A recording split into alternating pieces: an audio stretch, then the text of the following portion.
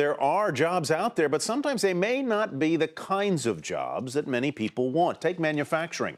The name alone conjures up images maybe of molten steel and assembly lines. In some cases, these jobs do pay more, but manufacturing has an image problem, one that's hurting hiring at companies desperately seeking new workers to meet growing demand and to replace an aging workforce. Mary Thompson has more. They're not pretty, but they pay. That's a widely held view of manufacturing jobs, a view industry members want to change. It's innovation in technology, it's robotics, it's 3D printing. I think there isn't a general understanding of what manufacturing is, so we need to open up our doors and invite people in. Those who accept the invitation will find there are 600,000 jobs waiting to be filled, according to the Manufacturing Institute. The jobs becoming available as older workers retire, domestic industries like energy expand, and more manufacturers bring work back to the U.S. because of rising labor costs in Asia.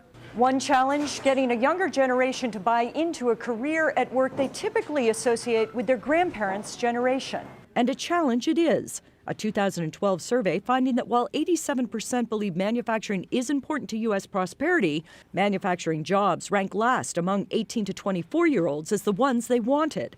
To change the perception, Deborah Kerrigan, Dean of Dunwoody College of Technology in Minneapolis, says companies have to sell prospective employees on a different manufacturing world, where factories are not sweatshops and an employee's input and effort is valued.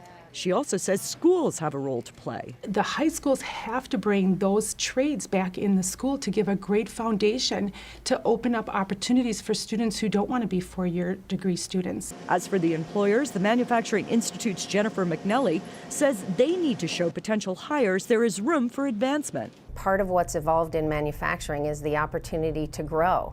Individuals in manufacturing today operate in teams, and in fact, oftentimes the biggest decisions happen on the front line. All part of a manufacturing makeover needed to attract a younger workforce. For Nightly Business Report, I'm Mary Thompson in St. Paul, Minnesota.